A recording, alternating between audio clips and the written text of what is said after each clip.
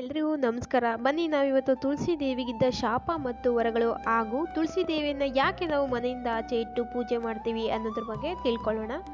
ಅದಕ್ಕಿಂತ ಮೊದಲು ಯಾರಿನ್ನೂ ನಮ್ಮ ಯೂಟ್ಯೂಬ್ ಚಾನಲ್ಗೆ ಸಬ್ಸ್ಕ್ರೈಬ್ ಆಗಿಲ್ವೋ ದಯವಿಟ್ಟು ಸಬ್ಸ್ಕ್ರೈಬ್ ಮಾಡ್ಕೊಳ್ಳಿ. ಇಂತಹದ್ದೇ ಇನ್ನಷ್ಟು ಇಂಟ್ರೆಸ್ಟಿಂಗ್ ಡಿವೋಷನಲ್ ಸ್ಟೋರೀಸ್ಗೆ ನಮ್ಮ ಚಾನಲ್ನ ಸಬ್ಸ್ಕ್ರೈಬ್ ಮಾಡ್ಕೊಳ್ಳಿ. ಪುನಮ್ಯ ಪುಟಗಳು. ಬನ್ನಿ ನಾವಿವಾಗ ತಿಳ್ಕೊಳ್ಳೋಣ ತುಳಸಿ ದೇವಿಗಿದ್ದ ಶಾಪ ಮತ್ತು ವರಗಳು. ತುಳಸಿ ದೇವಿಯು ಇಂದಿನ ಜನ್ಮದಲ್ಲಿ ವೃಂದಾದೇವಿ ಎಂಬ ದೇವಕನ್ಯೆಯಾಗಿ ಹುಟ್ಟಿರ್ತಾರೆ. ವೃಂದಾದೇವಿಗೆ ಗಣೇಶನ ಮೇಲೆ ಒಲವು ಮೂಡಿ ಅವರನ್ನು ಮದುವೆಯಾಗಬೇಕೆಂದು ಬಯಸ್ತಾರೆ. ಗಣೇಶನ ಬಳಿ ಹೋಗಿ ತನ್ನ ಮನದ ಬಯಕೆಯನ್ನು ಹೇಳಿದಾಗ ಕೋಪಗೊಂಡ ಗಣೇಶ ವೃಂದಾದೇವಿಗೆ ಶಾಪ ನೀಡುತ್ತಾರೆ. ನಿನ್ನ ಮದುವೆ ರಾಕ್ಷಸನೊಟ್ಟಿಗೆ ನಡೆಯಲಿ. ಮುಂದಿನ ಜನ್ಮದಲ್ಲಿ ನೀನು ಒಂದು ಗಿಡವಾಗಿ ಹುಟ್ಟಿ ಪ್ರತಿಯೊಂದು ಪೂಜೆಗೂ ನಿನ್ನ ಬಳಸಲಿ. ಆದರೆ ನನ್ನ ಪೂಜೆಗೆ ಮಾತ್ರ ನೀನು ನಿಷಿದ್ಧ ಅಂತ ಹೇಳಿ ಶಾಪ ಕೊಡ್ತಾರೆ. ಹಾಗಾಗಿ ಗಣೇಶನ ಪೂಜೆಗೆ ನಾವು ತುಳಸಿಯನ್ನು ಬಳಸೋಲ್ಲ. ಗಣೇಶನ ನಿರಾಕರಣೆಯನ್ನು ಸಹಿಸದ ವೃಂದಾದೇವಿಯು ಗಣೇಶನಿಗೆ ಶಾಪವನ್ನು ನೀಡುತ್ತಾರೆ. ಗಣೇಶ, ನಿನಗೆ ಇಷ್ಟವಿಲ್ಲದಿದ್ದರೂ ಇಬ್ಬರು ಹೆಂಡತಿಯರೊಂದಿಗೆ ಮದುವೆಯಾಗಲಿ ಅಂತ ಹೇಳಿ ಶಾಪ ನೀಡ್ತಾರೆ. ಹಾಗಾಗಿ ಗಣೇಶನಿಗೆ ಸಿದ್ಧಿ ಮತ್ತು ಬುದ್ಧಿ ಎಂಬ ಇಬ್ಬರು ಹೆಂಡತಿಯರು ಇರ್ತಾರೆ. ಗಣೇಶನ ಶಾಪದಿಂದಲೇ ಆ ಜನ್ಮದಲ್ಲಿ ವೃಂದಾದೇವಿ ಜಲಂಧರ ಎಂಬ ರಾಕ್ಷಸನನ್ನ ಮದುವೆಯಾಗ್ತಾರೆ. ವೃಂದಾದೇವಿಯು ಮಹಾಪತಿವ್ರತೆ.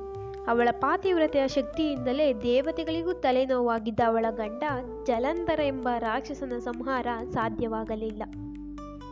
ದೇವತೆಗಳೆಲ್ಲರೂ ವಿಷ್ಣುವಿಗೆ ಈ ವಿಷಯವನ್ನು ತಿಳಿಸಿದಾಗ ವಿಷ್ಣು ಬೇರೆ ದಾರಿ ಇಲ್ಲದೆ ಧರ್ಮದ ಉಳಿವಿಗಾಗಿ ಜಲಂಧರನ ರೂಪದಲ್ಲಿ ವೃಂದಾಳ ಬಳಿ ಹೋಗಿ ಅವಳ ಪಾತಿವ್ರತೆಯನ್ನು ನಾಶ ಮಾಡುತ್ತಾರೆ.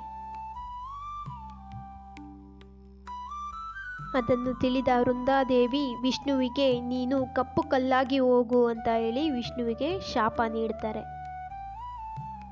ತನ್ನ ತಪ್ಪಿನ ಅರಿವಿದ್ದ ವಿಷ್ಣುವು ವೃಂದಾಳಿಗೆ ಒಂದು ವರವನ್ನ ನೀಡುತ್ತಾರೆ.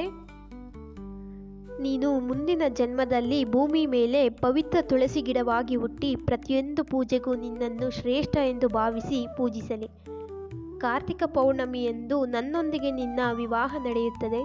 ಇದರಿಂದ ಲೋಕಕ್ಕೆಲ್ಲ ನಿನ್ನ ಪಾತಿವ್ರತೆಯ ಶಕ್ತಿ ಎಂಥದ್ದು ಎಂದು ಅರಿವಾಗುತ್ತದೆ. ನನ್ನೊಂದಿಗೆ ನಿನ್ನ ವಿವಾಹ ಹೇಗೆ ನಡೆಯುತ್ತಿದೆ ಎಂಬುದರ ತಿಳಿವು ಎಲ್ಲವೂ ಜನರಿಗೆ ತಿಳಿಯುತ್ತದೆ ಅಂತ ಹೇಳಿ ವರವನ್ನು ನೀಡುತ್ತಾರೆ. ಈ ಒಂದು ಕಾರಣದಿಂದಲೇ ಕಾರ್ತಿಕ ಮಾಸದ ಪೌರ್ಣಮಿಯಂದು ನಾವು ಎಲ್ಲರೂ ತುಳಸಿ ಮತ್ತು ವಿಷ್ಣುವಿನ ವಿವಾಹದ ಅರ್ಥವಾಗಿ ತುಳಸಿ ಹಬ್ಬವನ್ನು ಆಚರಣೆ ಮಾಡ್ತೀವಿ. ಈಗ ತುಳಸಿ ದೇವಿಯನ್ನು ಯಾಕೆ ನಾವು ಮನೆಯಿಂದ ಹೊರಗಡೆ ಇಟ್ಟು ಪೂಜೆ ಮಾಡ್ತೀವಿ ಅನ್ನೋದ್ರ ಬಗ್ಗೆ ತಿಳ್ಕೊಳ್ಳೋಣ.